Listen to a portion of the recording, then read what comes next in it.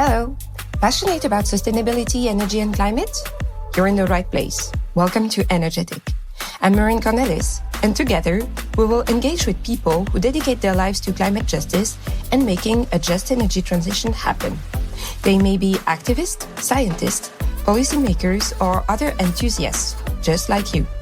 Let the life stories and insights inspire you to build a better future for people and the planet. Do you sometimes have great ideas at strange times? I often do. For example, when I take my daughter to the playground. This is also the case for our guest of the day, Adrien de Vriendt. Adrien is the co-founder of the climate tech Adapt, a mainstream tool designed to identify when electricity comes from renewable sources, and therefore allows people to decarbonize their habits. The idea for Adapt came to Adrien while kite surfing. Indeed, it's a great example of direct use of wind power. Before founding Adapt, Adrien had spent 10 years working with large companies to help them reduce their energy consumption and their CO2 emissions. In 2021, Adrien decided to apply these tools to smaller energy consumers, such as households, when creating Adapt. His starting point was the fact that the energy sector is still the biggest greenhouse gas emitter, even though more and more tools and services are pushing towards decarbonization. By the way, check out other episodes of this podcast to find out more. However, for small consumers such as households and SMEs, even if they subscribe to a 100% green electricity contract, they often don't know that they should also switch on their appliances at the most suitable times of the day. Adrien, welcome to Energetic. Welcome, thank you. So Adrien, where does this commitment for the energy transition come from? So to be honest, I grew up in the countryside in France. So I lived close to farms, to forest. And I think as a teenager, I developed a strong consciousness about nature. And I felt that I wanted to work actually to protect the nature. And this is, I think, when I got the idea to work in the environmental sector in general. And then when I started to look at a job, I realized that there wasn't so many jobs on that sector, but actually energy concentrates a lot of environmental issues. And since there's a price on energy, it's easier to get environmental impact working on the energy sector. So I think this is a starting point.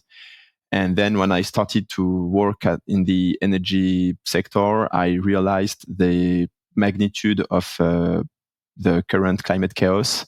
And then, I decided that we must do something about the greenhouse gases emissions. Right. What did you study? So I actually, it's fun because I have a business background, which is not so common when you work in the energy sector. But I've also done a carbon management degree to be certified to do carbon accounting and so on. That's really interesting because, we don't meet so many people with this kind of business mindset in the energy transition discourse.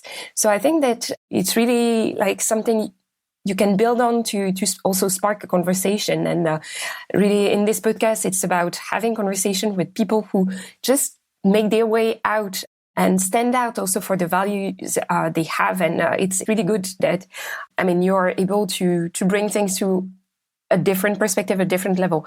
So what brought you to really create Adapt? And is the team with you engineers? What is Adapt? From the inside, really.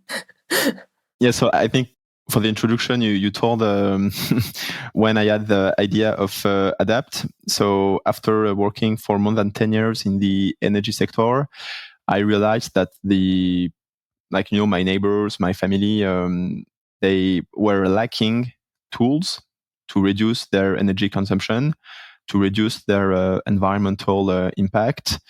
So once I started to collect, these Google Sheets with a lot of different advices about the different, the greenest energy supplier, all the different actions you can take to reduce your energy consumption and your carbon footprint.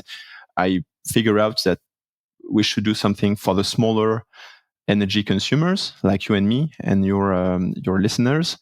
So I think that's these two main things.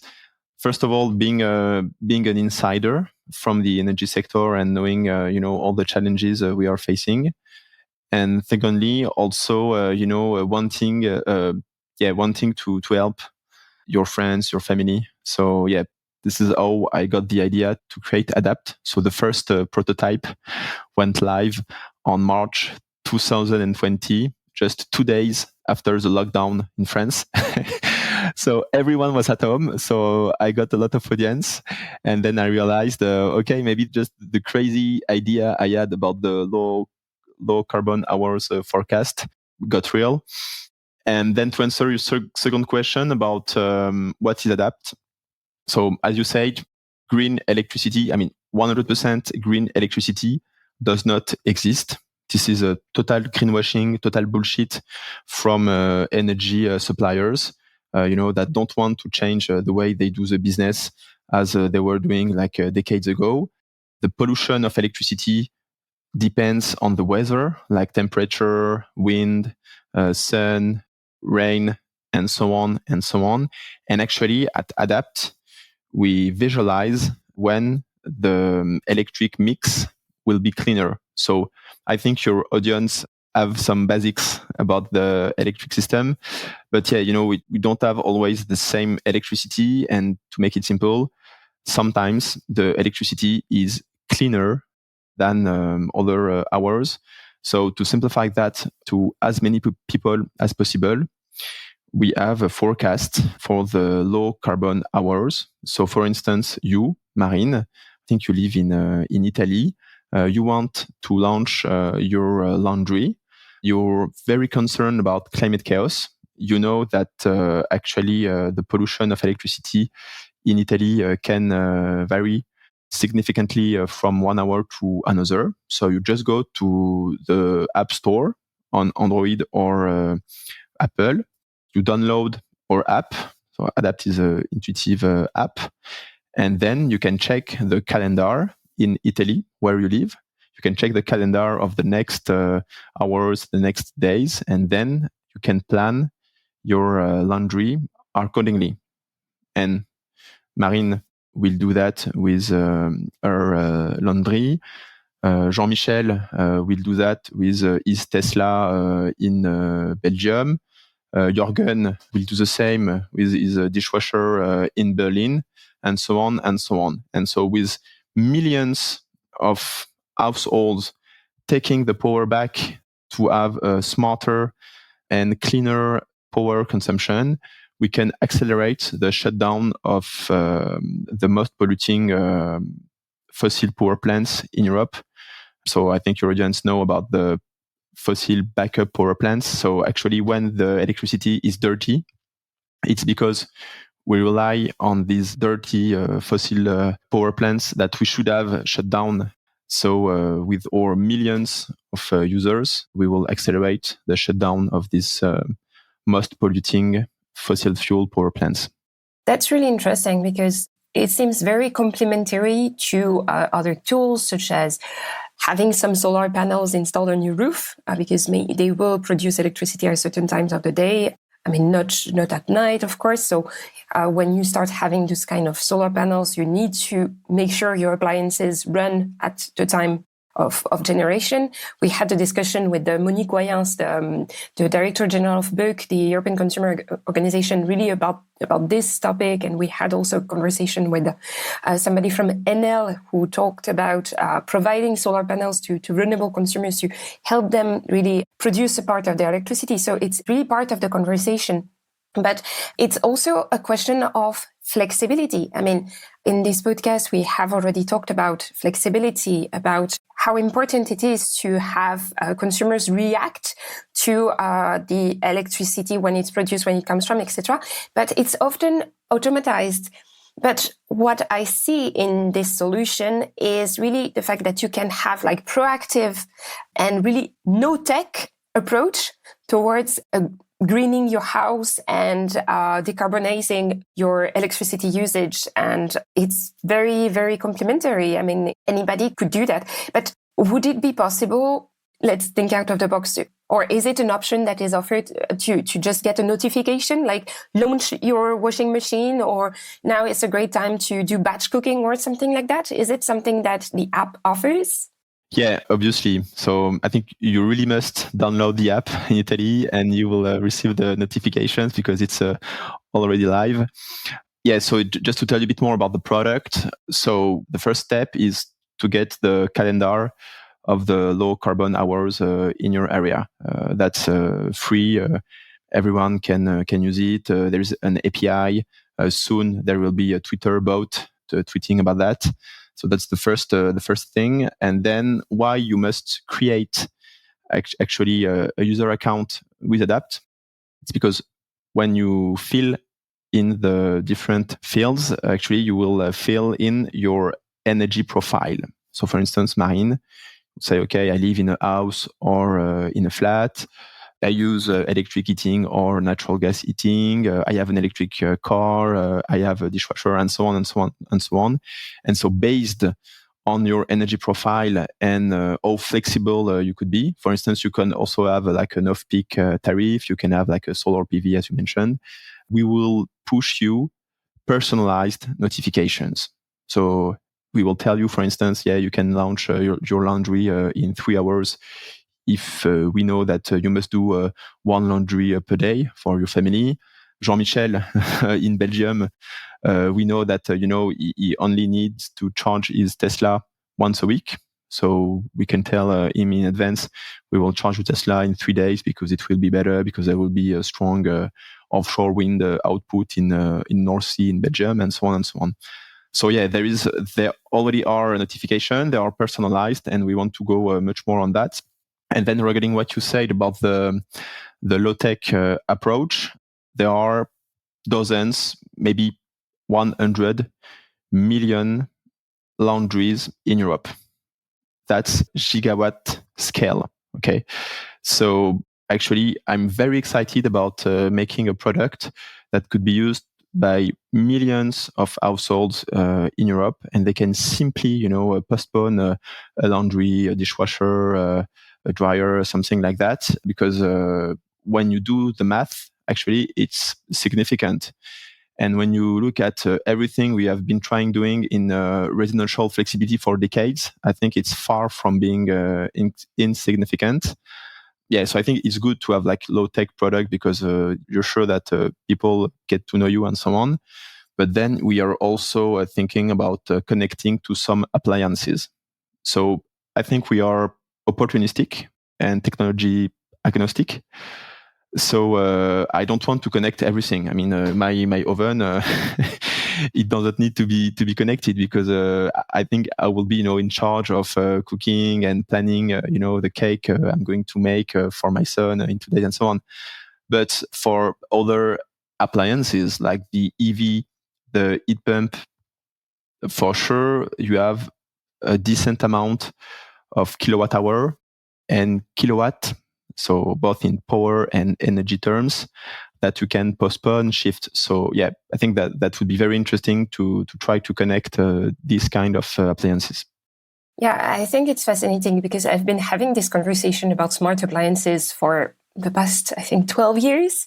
And the technology is mature, the products are out there, but they are still extremely expensive. So what would be your 2 cents on making it a little bit more mainstream? That's a very tough question. That's a very tough question because you think that it's expensive, and I think when you talk about the price of things in the energy sector, it's super relative.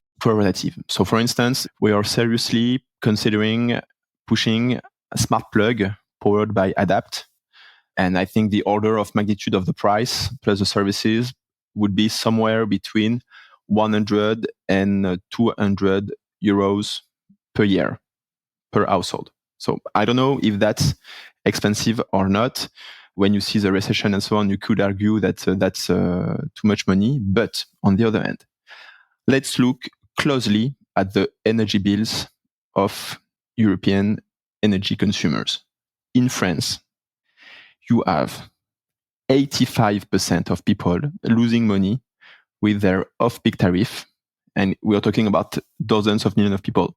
These people, they are losing money with a tariff that they thought would make them earn money, actually. So that's totally a nonsense, absolutely. So if we make the postulate that people are rational and people understand their energy consumption and they are able to make arbitrage, like okay, I'm going to invest a bit more in the heat pump because at the end I will have like a lower total cost of ownership, all these economic metrics that we know about, but probably the average European is not very aware of. If we assume that all the energy consumers in Europe are rational and look for the cheaper option, then yeah, you could argue that the smart home is expensive. But unless we solve that case, and I promise that at Adapt we are working very hard on making people more aware of their energy bill, you could tell me, yeah, Adrien, 200 euros per year, it's definitively too expensive.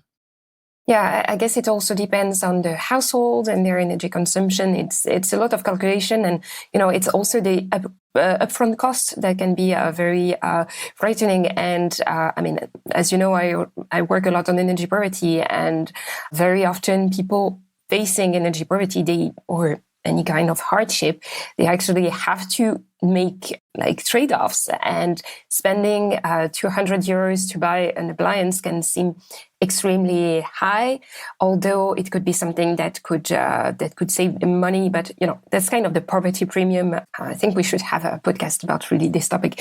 But that's indeed very interesting. But could you elaborate a little bit more on this off-peak tariff that you were mentioning, the one in France? Because I think it's very, very interesting. I think I saw also a post recently on LinkedIn where you said something about that.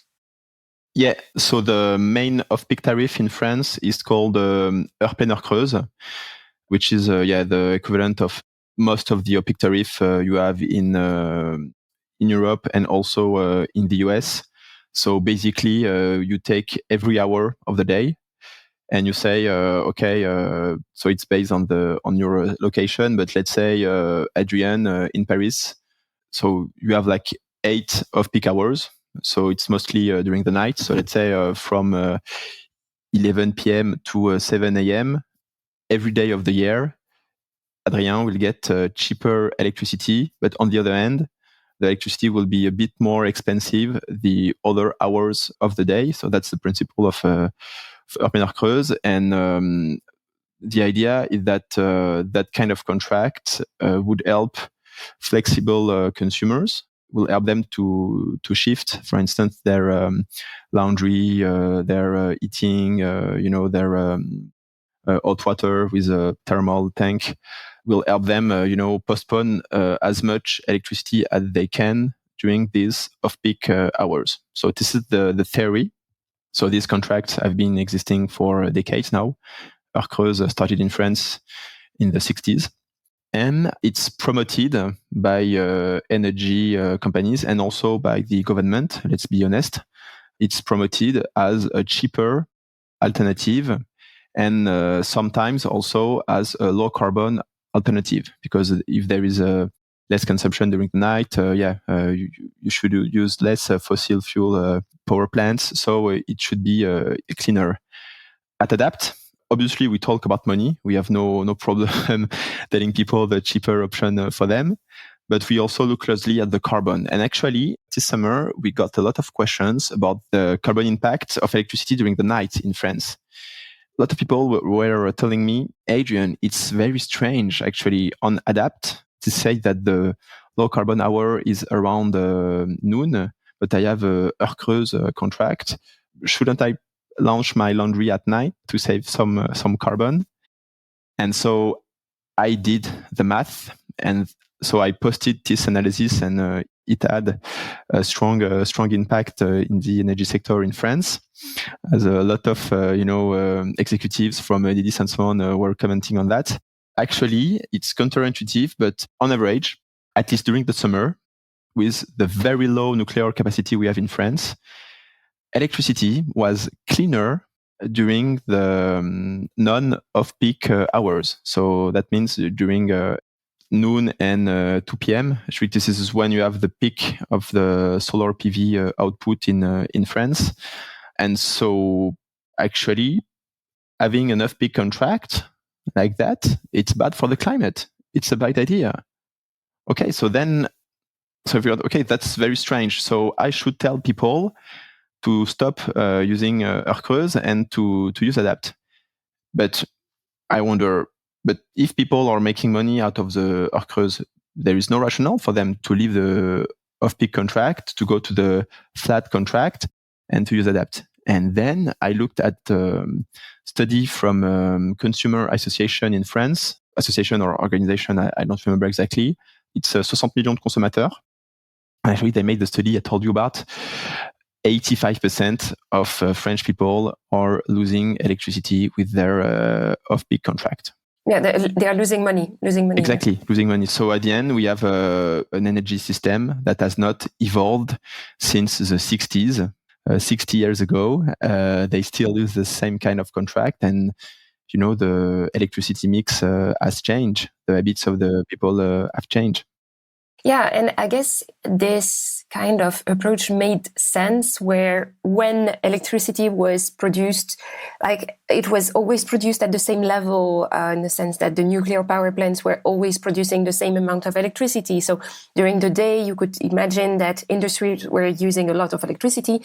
And so in order to lower the pressure on the grid, households were encouraged to consume at night, and this way it was like a virtuous circle. Electricity was constantly used because, of course, electricity has to be also, that's one of the elements of the equation. Electricity has to be used when it's produced as well. So I guess that it made sense at the time, but now that a lot of the electricity production has shifted to renewable sources, whether it is solar, whether it is wind, I'm not even talking about hydroelectric power because during the summer in France it was not so good and not so high. So I guess that there is something really to learn about the kind of peak loads and when electricity is available and when people also need to consume to ensure that the first electricity that comes to their network is the one that is actually green. So that's very, very interesting, but that seems awfully complex. So I'm grateful that a tool like yours do exist. But isn't there something we can do? Just like if we look at the window and we see it's sunny, wouldn't it be just like the super low tech approach to doing your laundry or something like that? Would it be? And I guess it also depends on the hours of the day. But honestly, when I see that there is a lot of Torino is not very windy, so I don't even talk about wind power. But when I see that there's a lot of sun, I'm just imagining that a lot of electricity comes from renewable sun power. But am I wrong? Or is it just like a shortcut that I'm taking? I think that's a shortcut, and I think you're also very influenced because you're, there is the knowledge curse, as we say, and you work in the energy sector. So when you look at the window, you see a wind turbine, you see a solar panel, you see an electric pole, and so on. But I think there's this very interesting book called The Grid. I think the electric system is everywhere, but we don't realize it. So I think for people living in the countryside, even if you have like a wind farm close to your house or, an electric pole, like connecting like a large power plant to a main city or maybe a solar PV close to your house, I think you see it obviously, but you don't look at it. You don't realize it. So somehow you must make that electricity concrete, something invisible that you don't see. So I'm sure, Marine, you would be able to look at your window and to try to guess if it's the good time to launch your laundry. But I think that's not the case for most of our friends. And also another thing I want to say, maybe you live in the countryside, you're lucky enough, but in Europe, there's about 80% of the European citizens that live in cities. And in a city like Paris, actually, you cannot see exactly, there is almost no electric output. So actually, I need to have the weather conditions in the largest wind producing regions of France, in the largest solar PV production regions of France. And since it's an interconnected grid, I think that will be difficult. So that's why even for our users that have an house with their own solar PV rooftop, even for them, we are considering, giving them the low carbon hours forecast at their place, because it's not so, I think it's not so evident for people. Yeah, absolutely. That's really like going to the next level and really make sure that you are mindful of your consumption. And I mean, a lot of people would buy, let's say, organic products and really, as we mentioned earlier, like subscribe to a green electricity contract or something, but they wouldn't know that they have to make another step for things to be really the way they believe they are, because there is a lot of belief, and you are kind of untangling those beliefs and bringing science into it, and that's very interesting. I've seen also that you have launched some kind of contests on your social media. Can you tell us a little bit about that? Yes, so we launched the games of Adapt. So winter is coming for the Game of Thrones fans. Yeah, actually, why we did that. So first of all, we want to reward every adapter that is changing his or her, behavior about energy consumption. And I think that's a total shift in the paradigm of consuming and producing electricity. So they should be rewarded. So we launched that contest. And the second objective was also to know a bit more about how our users, the adapters, use our tool. So for instance, to participate to the contest and to have one chance to win one prize, actually you must declare and certify that you really have launched or postponed or shifted some consumption. Okay, cool. And what are the prices? So low carbon prices, because that's our mission. So there's about 60 prizes. So you can win stickers that you can glue on your laundry or dishwasher to make sure that everyone in your house use Adapt. Because I know that, in some household, there's a teenager sometimes that use Adapt, but not the parents and so on. So with one sticker, then we are sure that 100% of the consumption will be postponed thanks to Adapt. And there's also a second-hand pool and jerseys for this winter, because this winter will be cold and we will be lacking energy. So it's probably a good idea to get a very warm full like me. We also have a partnership with Legrand. So Legrand, they are a very famous French and European appliances manufacturer. So basically, they sell plugs, switch, smart meters, and so on. So they sponsor the contest and they offer 3 smart plugs. So that will be a way for us to test that value proposition of connecting to some energy intensive appliances of our users. And last but not least, there's also one surprise that I think went live today. We will offer the climate book of Greta Thunberg. Okay, cool. So stickers, sweaters, and appliances, and a book. So you become a more informed consumer. So last question for today. Time flies, Adrien. So what kind of key action would you recommend doing? Just like right now, we are at the end of November, to just get through the winter. And what are also your expectations for 2023? So 2 questions, actually. For the first question, I think the elephant in the room is eating. So I think for all your listeners everywhere in Europe, it's very likely that 60 to 80% of their energy consumption at home is for eating. So they should really, really, really watch their heating consumption. I know that there is a lot of stress in the thermal insulation market. So, if they're in the process of refurbishing their house, they must do it. That's probably something very, very interesting to do from an environmental and economic perspective. But if they can't, there's a lot of ways to get a bit warmer, not by using too many energy to warm your house.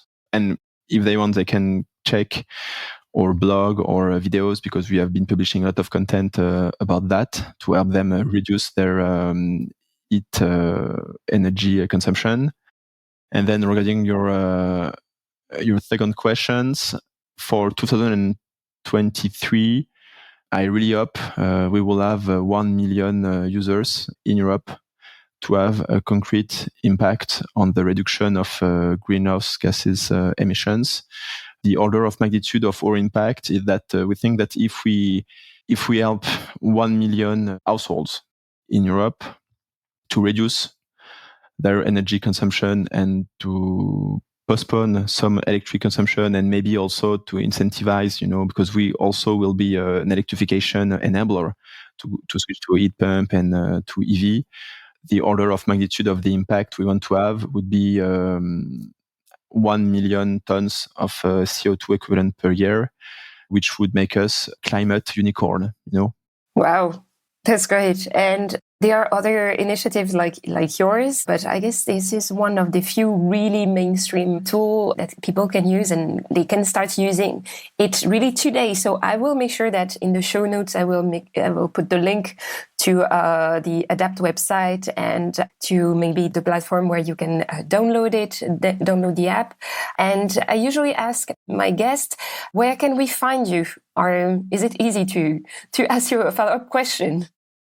Yeah, so we are on social media. So I think the easier ways would be to connect on social media, LinkedIn, Twitter. And then, you can write an email at contact@adapt.sh, and we will answer for sure. Okay, great. Thank you so much, Adrien, for being with me today. And today was quite sunny, so maybe I should check the app and launch my laundry. Let's see the forecast in Italy. Thank you so much. Thanks for listening to Energetic. I hope you enjoyed our deep dive into sustainability and the just energy transition with the most inspiring stakeholders. All links and resources are in the show notes. Don't forget to subscribe, and if you like this podcast, why not recommend it to a friend or a colleague? To continue the conversation, head on over to Twitter or LinkedIn. Thank you for lending your ears. That's all for this episode. Until next time.